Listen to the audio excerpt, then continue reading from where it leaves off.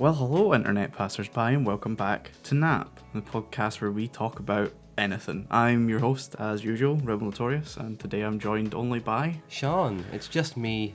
Melina's gone. Yes, Melina is... I think at this point she might be in the Netherlands. We hope... Well, no. I was going to say we hope so, but, no offense to Natalie.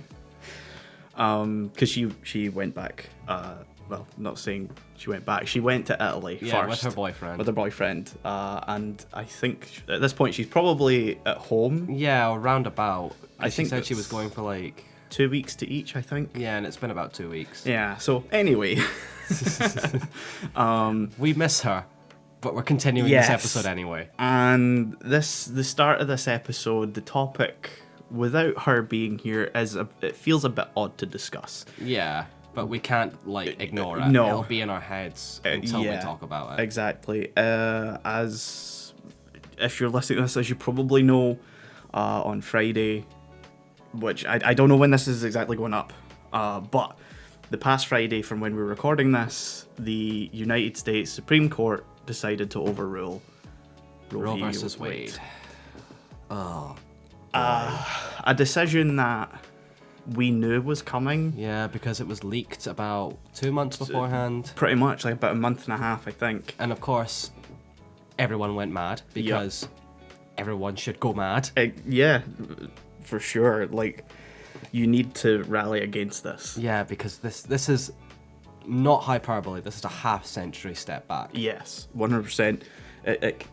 If anyone lacks some context, which I imagine they might. We're from the UK. Yeah, it's surprising that we know as much as we do. Yes, and even for some in the US, they may not know. Roe v. Wade was in 1973, I believe. Yeah, it was definitely. Was it that early? I thought it was late 70s. Maybe it was in the 70s for sure. A massive landmark court case where a case that has been the platform that other huge cases have built themselves up upon since. That basically gave women the right to an abortion. Yeah. Reproductive rights. Reproductive rights. The basic reproductive rights case. And now the US, is it the Senate? I said House of... No, it wasn't the House. It was Supreme Court. Supreme Court. Because there's too many functions to the US government. Yeah, it's all very convoluted. Yes, because there's the House, there's the Senate, there's the Supreme Court, and there's the presidency. Yeah, you've got the House and the Senate, which make up Congress. Yes. Sort of to give it a UK equivalent parliament with the House of Commons, the House of Lords. Yep. It's not quite the same because House of Lords isn't elected, but... Yeah, it serves similar purposes, though. Yeah, it's two chambers of a half-elected body. Yeah. In our terms. And the Supreme Court is unelected. Yeah, they are, but they're not elected by the people. Indirectly elected. They're appointed by the president, who needs to get their appointments confirmed. Sorry, I've got a sort of a... I had COVID just before this happened, so if I'm a bit sniffly or stuffed up during this, you'll know why.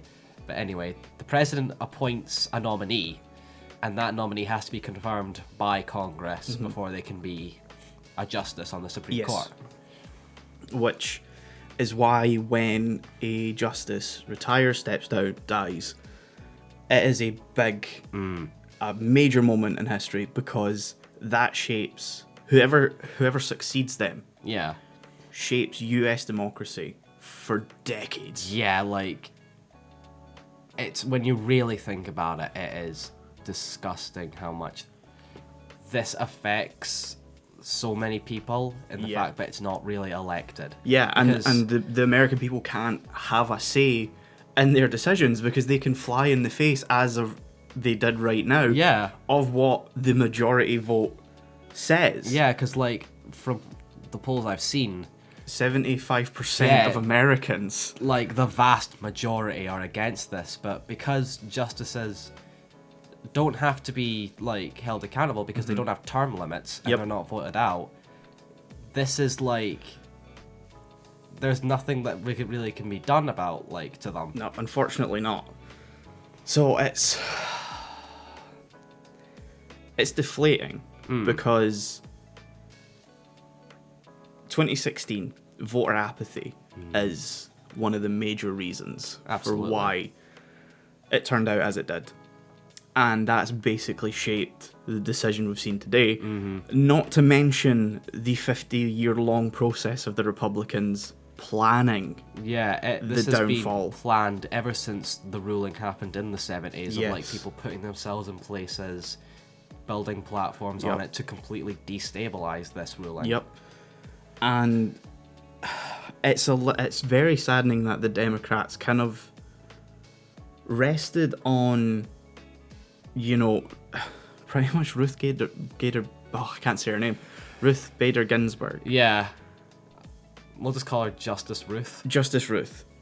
They were far too comfortable with her being there and having been there for a long time. Yeah, basically like the wall. The wall that prevented all of this. So no shit, when she passed away 2 years ago? 2 years ago. Yeah, like During Trump's presidency, of all things. So he got to nominate the successor, and in fact, 2 of the current justices were appointed by Trump. was it 2? 2. Fucking hell.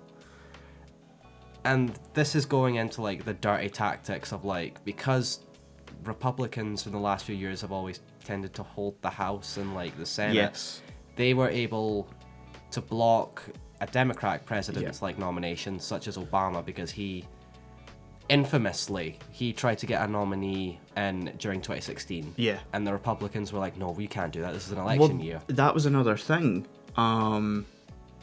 I think it was during the Trump presidency, before Ruth Bader Ginsburg passed, they said that if in 2020 the Democrats got a president, that they would do everything in their power to block another candidate. So that would prevent them from getting 2, and it gave Trump the 2. Yeah. Which is insane. It's horrible. Like, that's an insult to democracy. Yeah. Because currently what you have is a Supreme Court directly against 3 other branches. Yeah. You have the Senate and the House and the presidency are all Democratic. Yeah. And then you have... I want to say, by a linchpin, the House, or like the Senate, though. Because it's basically split 50-50 in the Senate, I think. But I think you have more likely that they would vote towards abortion than against it. Because I think they understand that their constituents would, I'm not sure if it's constituents in America. It's constituents for us. I think it's constituents for them. The people they represent exactly they wouldn't, they would call them, they would talk to them, because that's how American politics works. You contact your representative, and you obviously through voting as well. But then you have the Supreme Court, who can just do whatever the fuck they want. Yeah. You have, and this is what baffles me, the Constitution has the First Amendment, which is freedom of speech, which also allows freedom of religion. Yeah. But it specifically says you can't have a government built upon a religious, with a deferential towards any particular religion. Yeah, the entirety of separation of church and state is basically codified. Yes, but currently the Supreme Court is an entirely theocratic body. Yeah, like they've admitted that. Yeah, but they wrap it up in terms that negate any recourse against it, because they wrap it up in moral belief and traditional values, which is code for everything they can say to like not say it's a religious issue while still being a religious reason. Yes. So yeah, it's baffling. It's angering, and we're not even but American. We saw it coming, and it's angry. It's been a long time since I've been this angry about a political decision, and it doesn't even affect us. No. Yeah. And what baffles me is that I can't find anyone on the pro-life side that can give me a explanation. Pro-life, by the way, in air quotes. Oh yeah. More accurate term would be anti-choice, which is a term that I think has been picked up even more by like pro-choice which it makes sense. Yeah, because they're not pro-life. No. They're pro-control. Yeah, like I think George Carlin, said it best that like if you're pre-born, they protect you, but if like the moment like you're born, most people who are like pro-life or like Republican and stuff don't give a single fuck about what happens afterwards. Because what you have now is basically it's a state-by-state thing, and you have only just a majority of states allowing abortions. Yeah. But it's still 23 with another, I think, 4 with abortion on the ballot this year. Yeah. And that's insane because it's all about states' rights and handing it back to them and giving them the decision. But if someone is in a state that doesn't allow abortion, it's so limiting to what they can do because it's a country that doesn't have universal healthcare. It doesn't have paid maternity leave. So it totally... It's another crippling of like the healthcare sector. It ruins the life of anyone who is not in the position to take care of a child. Yeah.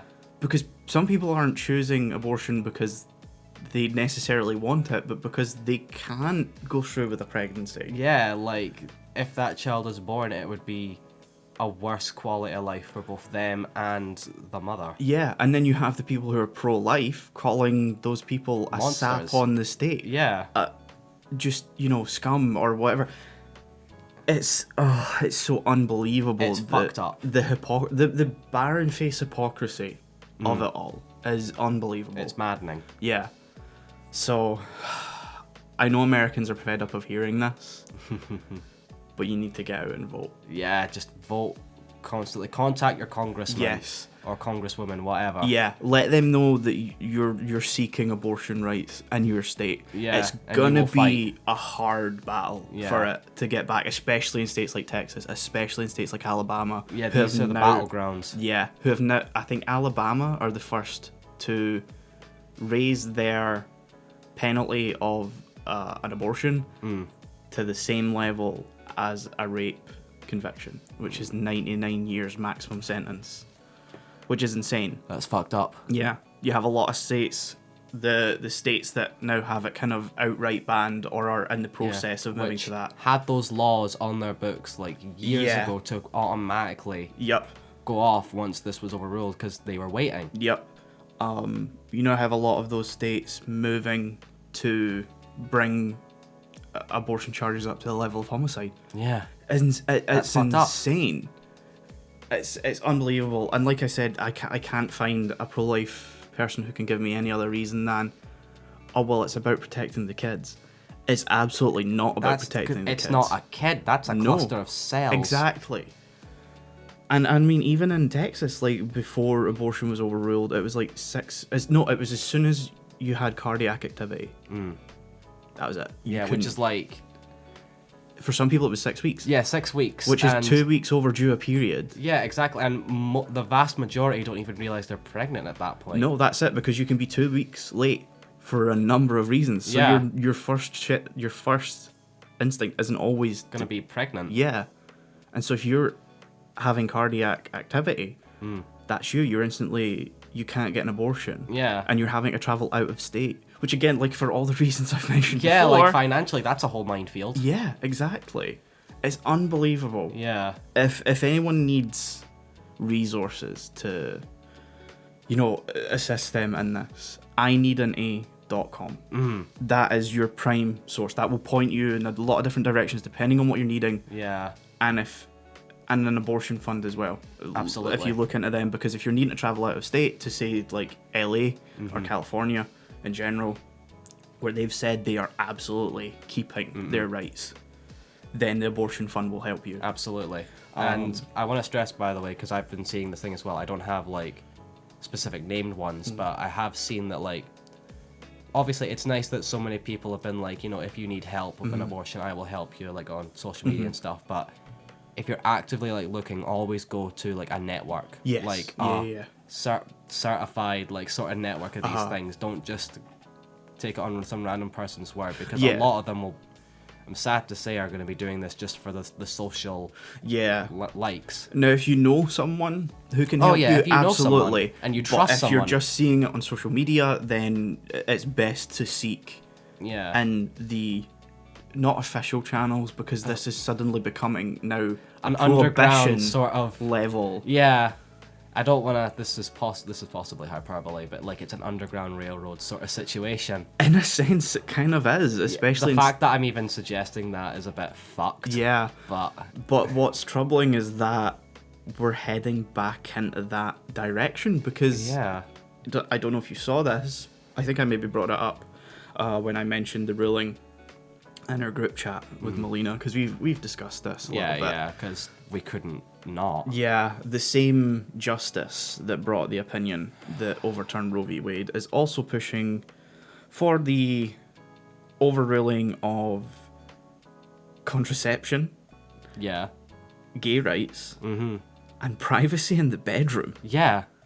Which is insanity. This is one of the biggest things that sticks with me as well. It's not just this ruling, it'll be future rulings. Yes, and that's it. This is the massive drop in a very slippery slope. And it's terrifying, because as much as we say it doesn't affect us, whatever the US does affects everywhere in the world. It affects the world, because they are the superpower. Yeah, and this isn't just abortion rights.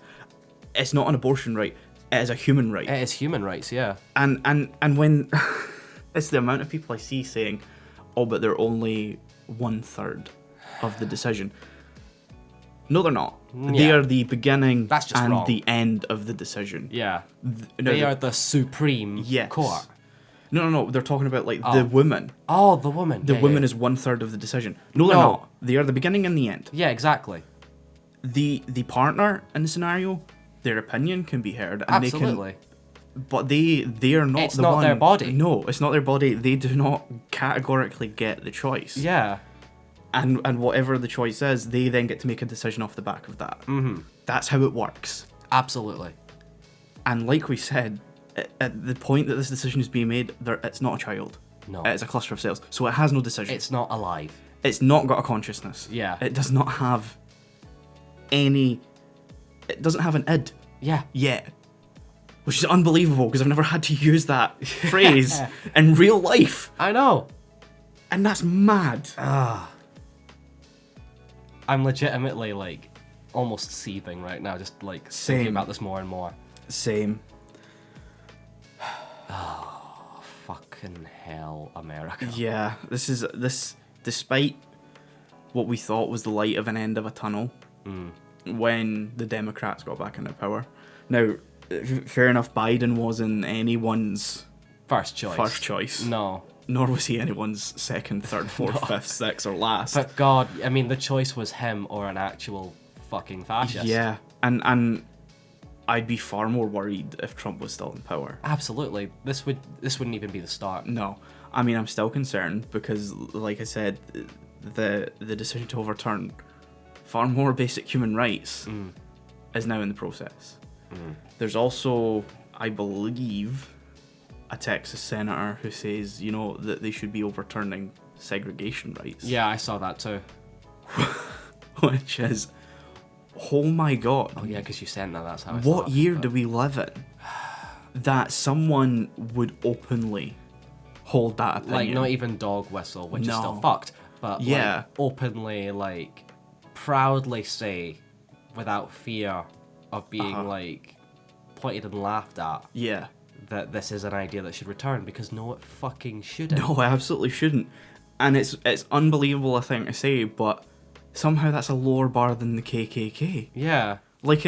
At least they try and dress up their opinions to be more palatable. They go to the courtesy of looking like fucking idiots. Yeah. They can never be taken seriously. Yeah, we know what they stand for. We know it's idiotic. Yeah. And they try and dress it up however they want, but we know what it is. But outright just saying we should go back to segregation. An elected official. With power. Someone who has been voted in by the people is unbelievable. And you know what? I'm not shocked it's Texas. No. It's unbelievable that we are still, we're 100 years past all of this. More. and Texas still holds the same reputation. Yeah. Which is unbelievable, because I don't think the majority of Texans actually hold any of those opinions. No, because, like, the idea that, like, Texas is this super conservative, like, red state is mostly true in rural areas. If you go to, like, the big cities, like Austin and, like, Dallas and stuff, they're just as liberal as every other city in America. But then we also get down to the fundamental issues of American voting, where you have gerrymandering. You have lines drawn in such a way that disproportionately add more seats to a certain party. And we're not saying this is just a Republican thing. No. Democrats are as equally guilty. Yeah. But because the Republicans have been in power for longer and more frequently, unfortunately, when these things are being drawn up, it means that it disproportionately favors them. Yeah. Which is why we still see, you know, a lot of the blue states like New York, California, those are always pretty much blue. Yeah. Those don't change because those lines are drawn, and I don't think you could redraw them to favor Republicans. No, not at this point even, because a lot of them have moved out to more conservative states. Yep, exactly. It's a big knock-on effect. Yeah. There's so many different levels of issues about this, from fundamental up to, you know, congressional. Yeah, the entirety of America's system has been almost carefully planned to have these issues.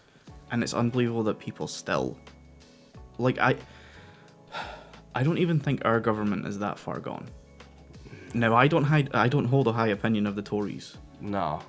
I don't think any of them are as bad as that, which is saying something. Because we have, like, laws and, like, systems in place to stop that kind of shit. Yeah. So, I mean, if they could, I wouldn't put it past them. No, I wouldn't put it past some of them, because there's definitely been a few vocal ones. Oh, yeah.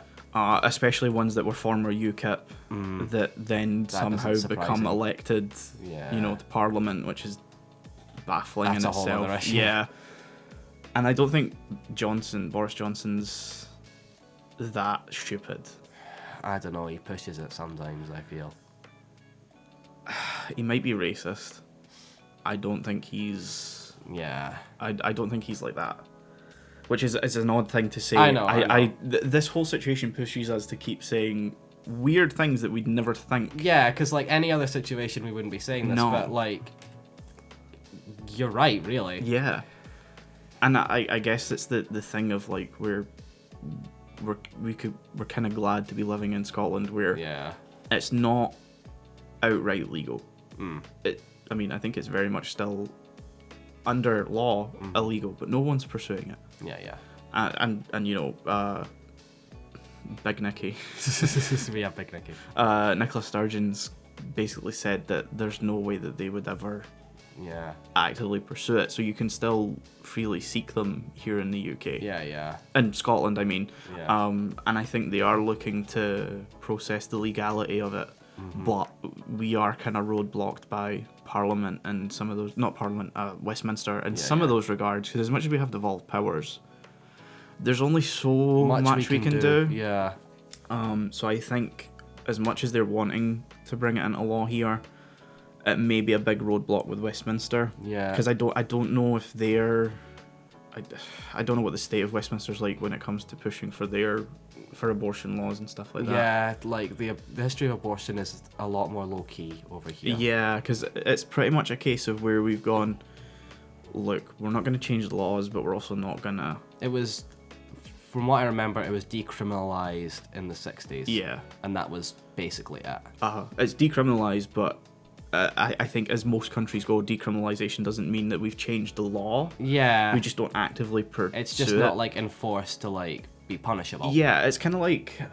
It's a weird comparison, but over here, when it comes to marijuana use, I'd say it's at the point of decriminalisation, because unless you have a lot of it, you're not going to get... If you're actively growing farms and stuff, that's when they'll look into it. But if you just have it for, like... recreational use, like, no one's gonna give a shit. No, you may get a warning, but you're never gonna be charged or arrested. Yeah.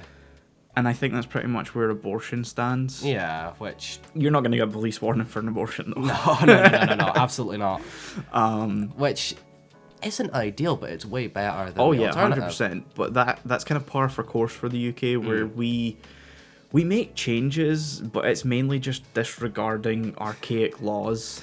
Yeah, the fundamental like point of UK law is basically quirks. Yeah, it's like, yeah, it's technically illegal, but no one's paid attention to it for 100 years. Like one of the biggest one that come to my mind is that it's still technically illegal to be like against the Queen or the royal family, even just thinking about it. But no police force or law enforcement is ever going to enforce that. Yeah, I mean, it's especially, you can't really do that when, I think, was it 60% of Scotland did not care about the Jubilee?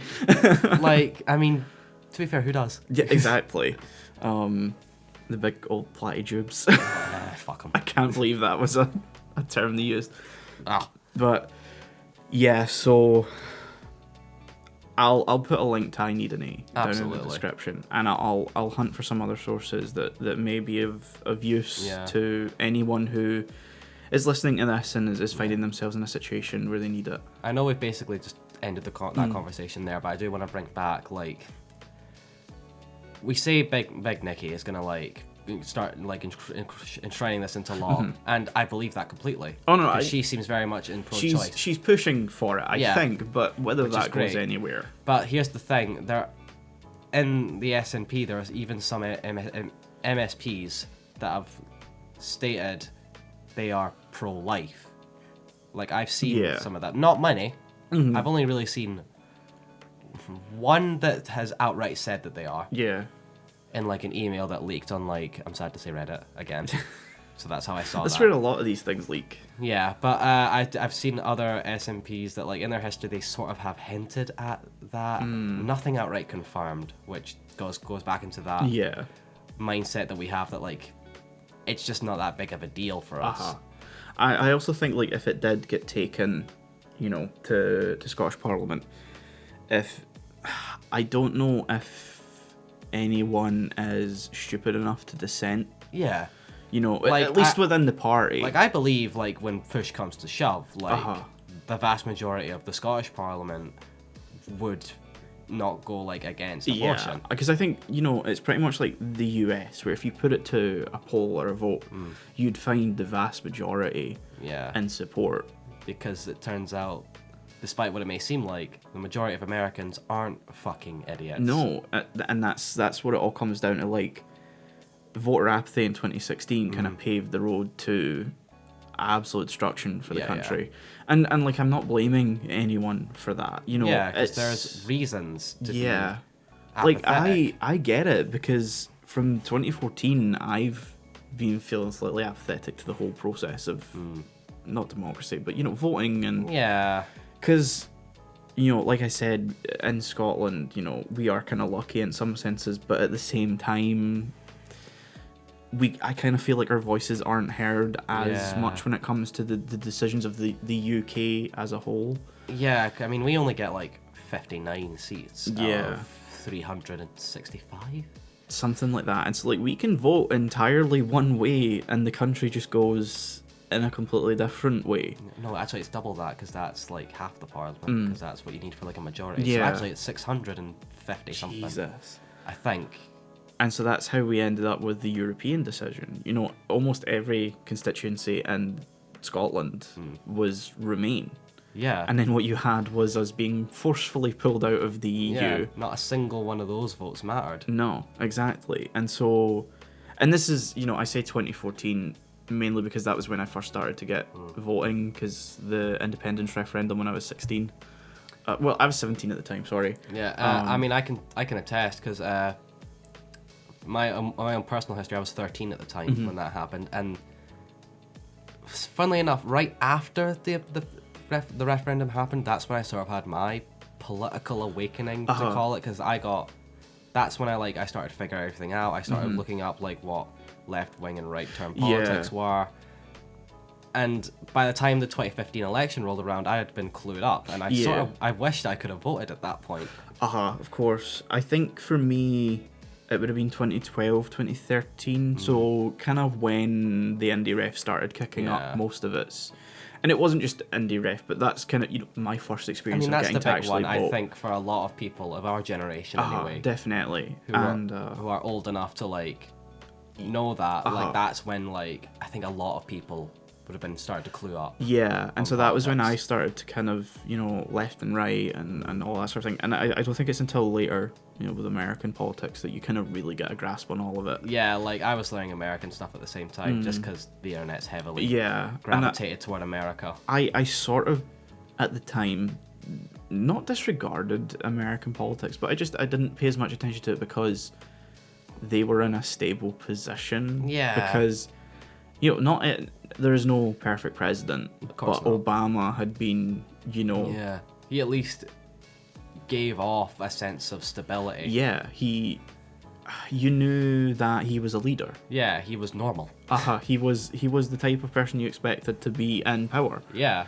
And so for me, American politics didn't really start mattering until Trump started running. Yeah. And he started gaining traction. So that was what, 2015?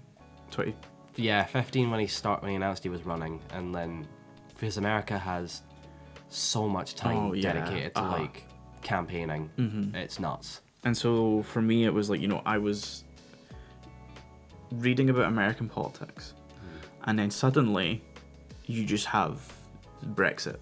Yeah. Out of nowhere. It just happened. And when I say that, I mean like I found out about it 2 months before it happened. That was it. I mean, I feel like for me, you always heard. I mean, everyone knew about UKIP beforehand. Oh, I had heard about UKIP. You knew like the issue. Yeah. To give it a term beforehand, but no one really thought it could actually happen or be a thing that happened until like just a few months before it did. Yeah, exactly. And so like, I did my due diligence of looking into it, and it didn't take me long to go, why would we do this? Yeah, why would we do that? It just seems like a bad move, no matter what angle you look at it. So, voted Remain. Yeah. Legend. I wish I could have voted Remain, because I was still like 15 at the time. Well, of course. So I didn't get a voice. I was, I think I'd just turned 18. So, voted Remain. And I watched it live as all the votes come in, and we just were forced. We were ripped out of the EU, and it's been a 7-year long process of that, trying to get find a way back for Scotland specifically.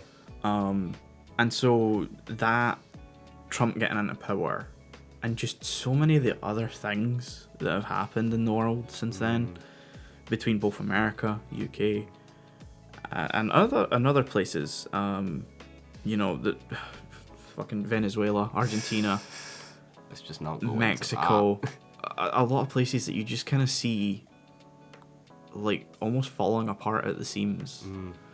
And not civil wars, but riots and protests, and so it makes you slightly apathetic when it's like, I'm raising my voice, but no one's listening. So yeah, I can understand why the Americans in 2016 were slightly apathetic towards voting, especially when you had Trump and Hillary. Yeah. Which, it was one evil over another. Yeah. And I don't think it was much better in 2016 and in 2020. Yeah. Because again, I mean, Biden's not so much an evil, but I don't think anyone expects him to do anything. Yeah, like every time I see him on the news, it's just like, you're really a placeholder president, aren't you? We're literally biding time until. Okay, that was a good one. Someone. I can't believe I didn't think of that. Until someone else comes along. Yeah, another Obama, figure who's actually charismatic. And as historic as Kamala Harris as first female president, female vice president, black female vice president as well. She's been quiet. I haven't heard anything about her since 2020. And the fact that right now, what's going on with Roe v. Wade, she's needs to speak up. Yeah, where is she? Where's what she said? She's not. I haven't seen anything from her. No, she's the vice president. Yeah, I've seen stuff from Biden. Yeah, which was barely a statement. It was oh, you need to go out to the polls and fight it, and it's like, yeah, no shit, Joe. Absolutely. I mean, of course you're gonna say that. You're the fucking president. Yeah, it's like you are in a miraculous position to stand against this. Yeah. For once in history for the Democrats. This is this is a historic moment. Yeah, and he just isn't doing anything. Yeah. So to put into context that statement, because I realise that's digging into American history that most people probably won't be aware of, maybe not even Americans. But around the time of when slavery was abolished, did I send this to you? I'm not sure. Okay. So around the time slavery was abolished, right before that happened, the Supreme Court, or whatever it was at the time, the analog version of it, or whatever. Yeah. Because the American government's evolved over time to a degree, as a government would. Yeah. And so whatever they were around the time, voted essentially to enshrine slavery within the Constitution. I think I did read something about this. Yeah, I'm not sure if it was from you, but yeah. But then basically what they did, no, you did, because you put the thread in. Yeah, that's WhatsApp. right, in their WhatsApp chat. And I forget what president it was at the time. Was it Lincoln? I think it was Lincoln. Lincoln, the House and the Senate just ignored it. Yeah. And they made the Emancipation Proclamation.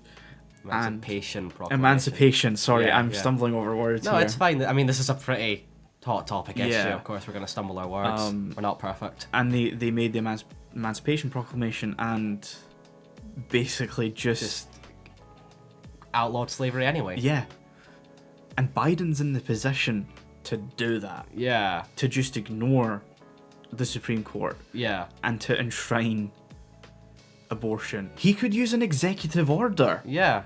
To veto that decision and enshrine abortion into law as a human right. And he could do the same thing with gay rights, with privacy in the bedroom, and contraception, which it's unbelievable that those three are still only precedent. Yeah, these are fickle. Codified. They shouldn't be fickle, but they are. But they are. It's unbelievable that they're not codified in law or enshrined in the Constitution. And it's unbelievable that people are still arguing, or Republicans are still arguing over certain readings of the Constitution not protecting certain rights. Yeah. When it's pretty much just saying, people have human rights. Yeah. Fucking respect them. Exactly.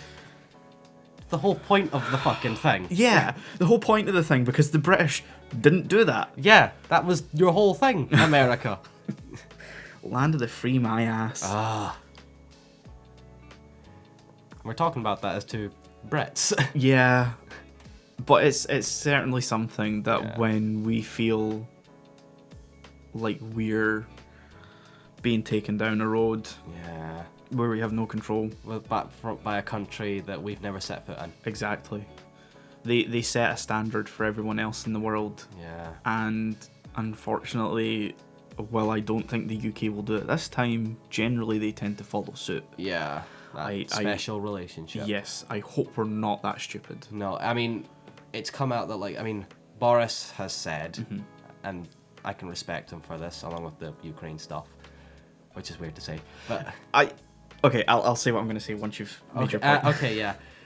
Boris has said that, the decision in America is horrific, and so many other leaders in Europe and even Canada have said that this is a horrific decision, and we're now moving to make sure our abortion laws are enshrined and stuff. That is honestly, America should be looking at itself and going, this is a historically weird decision that we made. The fact that the rest of the world pretty much is rallying against the decision we've made for once in our existence is something. Yeah, they won't care. No. Anyway, what were you gonna say? The whole Ukraine thing, not to touch upon it too much, because I feel like it's a whole other discussion. Yeah, this is becoming a very political episode, isn't it? And I don't think I've done nearly enough research on the Ukraine situation to be able to talk too much about it. I'm the same, so we won't go into full detail. No, but I want to pick up on the way the news keeps wording certain things. Oh, no, this will be interesting. And it's slightly funny, but at the same time deeply disturbing. Go ahead. Every time Boris goes to Ukraine or goes to visit Zelensky, they keep calling it a surprise visit. And I'm like, You're right. guys, It's not. it's not. We're allies. Like, call it unexpected, sure. Yeah. Don't call it a surprise, because a surprise is inherently a good thing. Yeah. This is not a good... It's not a good These are not thing. good times. No. There is nothing going on in the Ukraine right now that is actually a good time. No. So don't call it a surprise. It could have been Eurovision, but Eurovision can't go because of No, all the other shit. Exactly. And also nothing about Boris Johnson showing up unexpectedly is a surprise. No. There is nothing good about that. That's just what he does. He shows up on your doorstep and you go, oh, fuck. It's him again. Zelensky. We're very sorry, Zelensky. Zelensky must be so fed up with him. Oh, he's gotta be. I mean, I will say, by the way, I know I said I just respected him for all the Ukraine stuff, but you know he's really just doing this because he sees this as a Churchill moment. Oh, yeah. Oh, yeah, yeah. Like, there's nothing fully genuine behind all his support. There is nothing genuine about anything that Boris does. I know. It's all manoeuvring and moving the pieces on the board to... I respect it on the principle that we are helping them. Yeah, Like, that 100%. can't ever be a bad thing, but I'm never going to believe that Bojo's purely ever doing this out of the kindness of his heart. No. Or on principle. No. And because if they were, and like I know it's a tense and fraught, situation when it comes to certain, the powers that be that are involved. If anyone was actually doing anything out of pure kindness to the Ukraine, they'd be stepping in. Exactly. They wouldn't be sending them arms. They'd do something. They'd be sending the soldiers, which Yeah. is an odd thing to say. Yeah. But Weird around times where we're saying this, Yeah. but we are. because categorically we are in peace times. Yeah. And it's weird to say something like that. This whole past 2 years, COVID aside, has been so bizarre. It's been so fucked. You have America fully pulling out of Afghanistan, seeing the Taliban in the news again, which was like, what year am I living in? Am I back in 2006? Not even. The 90s. The 90s. But no, I remember the Taliban still being in the news when I was in school. I mean, yeah, in the news, but like the Taliban being in power. Oh, yeah. No, that's what I mean. That's the 90s. what I was But like thinking. them Yeah. constantly kind of being... I mean, even I remember the Taliban being like in the news as well, even when I was pretty young. Yeah, because 'cause, like, that was the world we grew up in. That's it. We grew up in the height of the war on terror. Yeah. Like, that's... Terrorists are... To give huge context, 9/11 happened when I was 6 months old. I was 4. I had just turned 4 a couple of months beforehand. I didn't even know it was a thing until like 10 years later. But Yeah, But I did know about, the war in Afghanistan and Iraq and stuff. Yeah. Just from like the news, because that was always the news. Yeah. Like, I only really knew about 9/11 at the time, because, like, even though I was 4, I don't remember any of like it being on TV. My mum says that she remembers watching it, but I didn't have my conscience at the time, I guess. Yeah, you were 4. Yeah. You were too busy about Thomas the Tank Engine. Yeah, some people have memories from back then. Apparently I don't. I have like maybe, I'm not even sure they're real memories, but I can remember sort of being 4. Oh yeah, like sometimes I look at pictures when I was like 4 or 5 or 3, 4, 5, somewhere Yeah, around those times, and like I feel like I can see the picture moving. Yeah. But I'm like, this isn't my memory. It's not something yeah. I clearly remember. But I do remember 9/11 because I grew up in that time. Yeah. You were 6 months, so you learning about it 10 years later makes sense. Yeah, only I specifically remember the 10th anniversary. Yeah. Like Obama talked in New York in front of the memorial with the lights and stuff. And I Yeah. was like, Mom, what's this all about? And she had to tell me. But, I mean, even before then, I'd sort of heard the term 9/11 before. So I know it was a thing that happened. Yeah. I'm not going to say we learned about it in school, but it was certainly like we were... And like there's only 4 years of difference between us.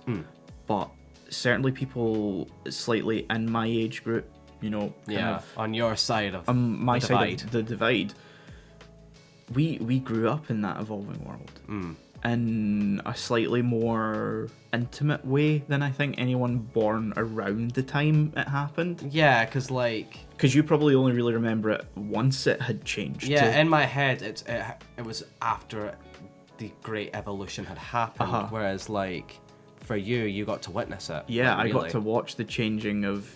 I kind of got to watch, things be pulled for being insensitive towards it when it had nothing to do with it. Yeah. Like... children's TV stations kind of pulling back their things being too violent, things being too close to war. Yeah, we've added if anything was on fire in an episode, that'd be pulled. The biggest one I remember hearing about is a Pokemon episode got pulled. Yeah, there's because it was called Tower of Terror. Nothing to do with a tower falling or anything. Still just think the that's name. a banned episode. I don't think it's ever aired in English. It probably is. Yeah. But that's the kind of roller coaster we've been on the past couple of years.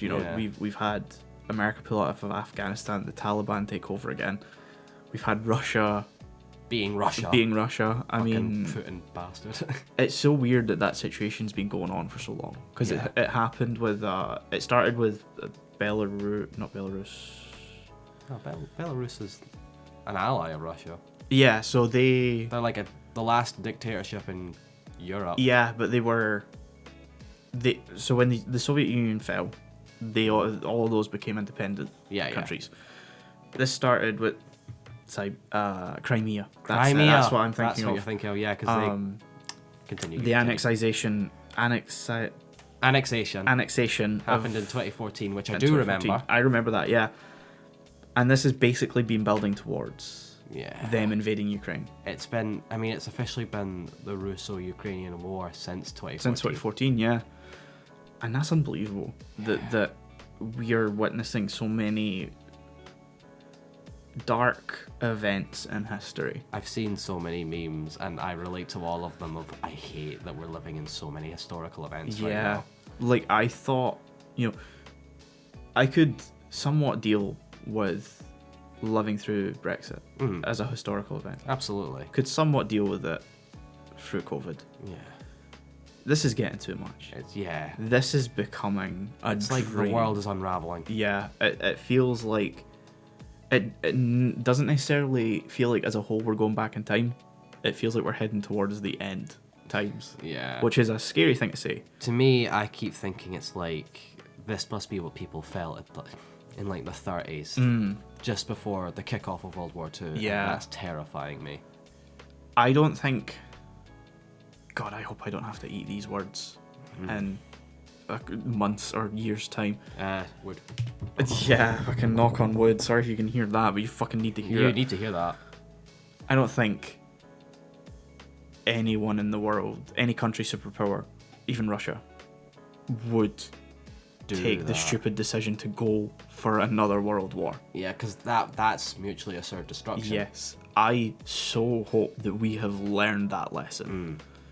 Especially Russia, of all people. Yeah.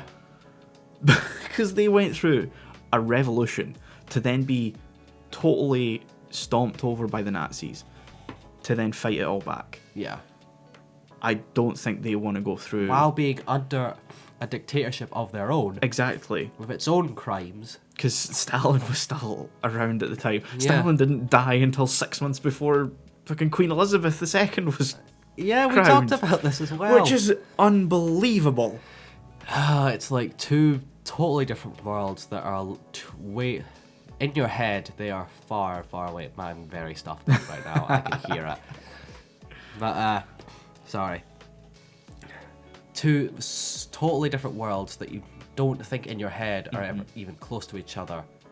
We're right next to each other. Yeah. This, to me, the obligatory Power Rangers kids TV show episode where they end up in a parallel universe, a parallel timeline. Yeah. And it's a dystopian version. That's what it feels like we are living through. Yeah, right we're now. in that one. Yeah, and it's unbelievable. Not to say that before any of this the world was perfect or absolutely not, but it was sunshine normal. and roses, but it was normal, and it felt like things were becoming topics that needed to be topics, and we were heading in the right direction. Because the trans rights fight is not over. No, we are still heavily in the midst of that. But it's because of everything else that's going on, it is now an undercurrent. When I wish it could be the main topic. Yeah, it should be. Right now, in a better timeline, the fight for trans rights would be the main point of the decade. Yeah. Like and another civil rights decade. Yeah. Like the 60s. And if none of all this shit had happened, maybe we would have that fight would have been won by now. Yeah.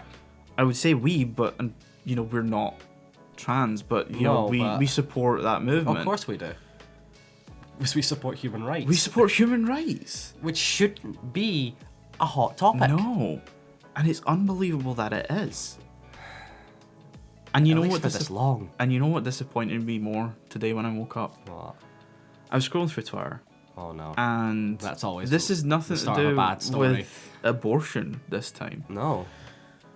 One of the singers of a band that I kind of listen to. I follow them on Twitter. I have done for a while. It's just one of those things where you kind of forget to unfollow people. Of course.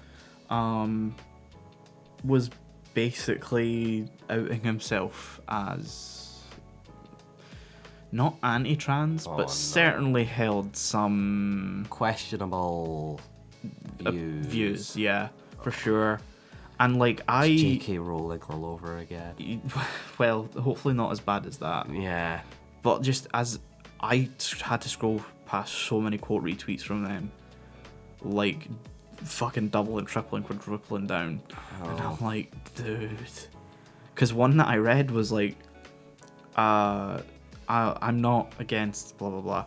I'm against a trans person pre-op going into a female restroom and exposing themselves, and I'm like, yikes. What the fuck are you on about? Yeah. Like, they don't go into the restroom to expose themselves. Yeah, that's not what they do.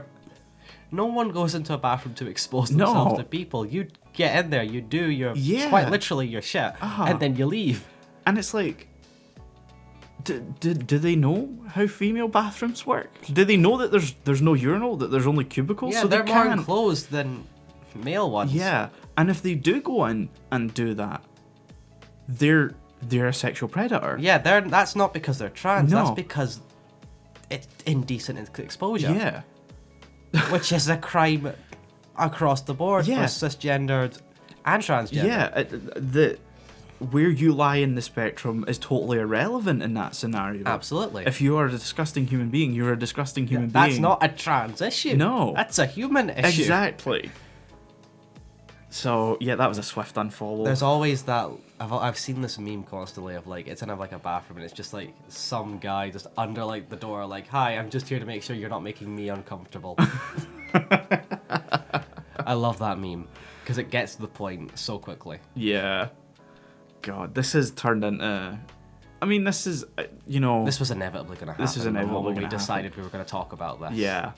And there was a sort of unspoken understanding that I think we never really wanted to talk too much about politics in the podcast. No, because this is mainly a fun place to be. We don't want to bring you down. John Oliver is where you go for that. These kind of really important issues. But I think that's why John Oliver works, is because it's it deals with the issues in a very light-hearted way. Yeah. It's weird to say because it handles them with the depth and tact that it needs. Yeah, there's respect. He's also got humor in there. Yeah. And that makes it so much easier to talk about it. Yeah. And to experience it and to learn about it. Discuss and analyze. But sometimes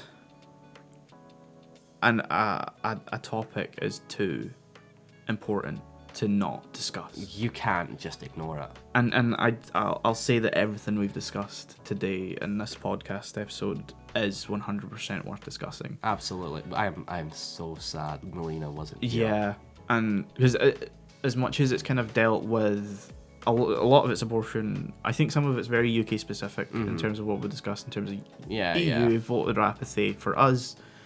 So I think that she'll listen to this and maybe understand that, some of these topics, she definitely could have weighed in on abortion rights. I need to say that. Because I was going to say... When it comes to the UK stuff, she maybe would have felt a bit more of an outsider. Yeah. Like, we talked about our histories, like, in the UK specific viewpoints. It would have been great to have heard the viewpoint of someone from the Netherlands, though. Yeah, because that's a viewpoint we have no idea about, and so she could have... I know nothing about the Netherlands political system. Yeah. I'm the same. I'm sad to say. Yeah, I almost feel bad saying that out loud, but I haven't looked into how that works. I know they have a monarchy as well. Yeah, I think it's kind of like ours, though. Yeah, I think it's more encoded that the monarchy doesn't do anything though, because over here the monarchy doesn't have anything to do with like politics, or I mean they're politics, but like not Yeah. that kind of politics on principle. There's no law Yeah. that outright states that, but that's just the tradition, Uh-huh. and we know that if she did, she wouldn't be queen for much longer. Yes. That's the underlying agreement.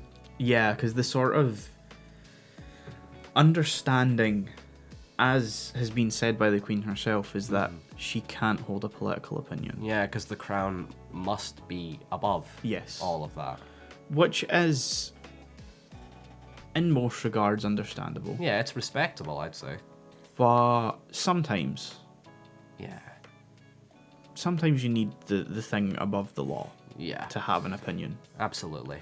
Like, on very fundamental Oh things. yeah, 100%. And thankfully, I'd say it's been a while since anything like that has happened in the UK, where I'd say that maybe she should hold an opinion, which is, you know, the EU thing. But I don't think we have to live with that decision. Absolutely. As much as we may want back in, we may have an avenue to get back in if we can get in a second independence referendum. Yeah, which is a whole other topic. A whole other topic.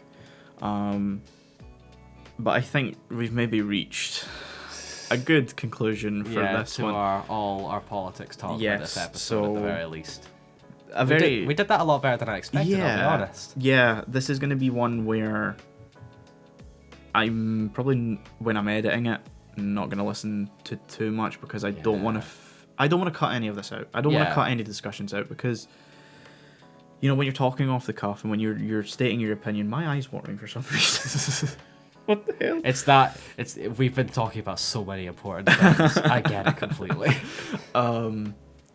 You know, I don't want to listen to it until it's out, because I'm then probably going to say to myself, I can maybe cut that out because I didn't word it amazing or whatever in hindsight.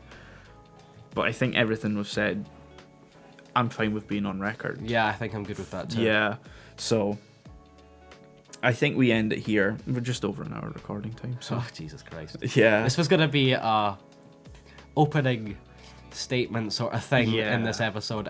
This was going to be about video games. The next episode, well, this is definitely coming before our Comfort Movies episode now. Oh yeah, absolutely. It's too important. Yeah, I may put it up. I may shift Anime Lane just so this comes out a bit more on time. Okay.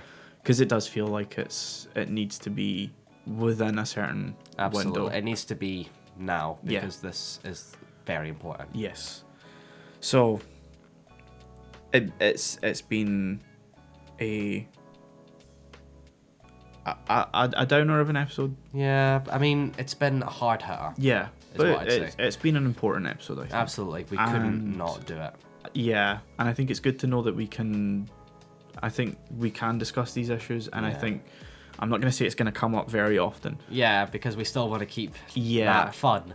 But, you know, if things do come up, I think it's good to know we can talk about these on the podcast. This, much like a ruling, this sets a precedent. Yes, and hopefully next time Melina's there. Absolutely, because I want her in these topics to discuss, because her voice needs to be heard as well. 100%, and it's just unfortunate that this fucking situation happened in the first place, but also it's unfortunate that it happened when she was away. Yeah. And, you know, we couldn't hold off in another 2 or 3 weeks to discuss this topic. It's very much, we had to do it when the iron was hot. Absolutely. So... Sorry, Melina. Sorry, Melina, yes. If you're listening back to this. Don't just have your boyfriend skip through a couple of times. We're talking to you specifically, bitch. So yeah, thank you very much for listening to this episode of Napcast. I almost called it Anime Lane. Thank you for It's okay. Yeah, thank you for listening to this episode of Nap. Hopefully a more light-hearted one next time. Yeah, absolutely. We promise next time we'll talk about video games. Yes, there is no good ending to this episode, so goodbye. Goodbye, yeah.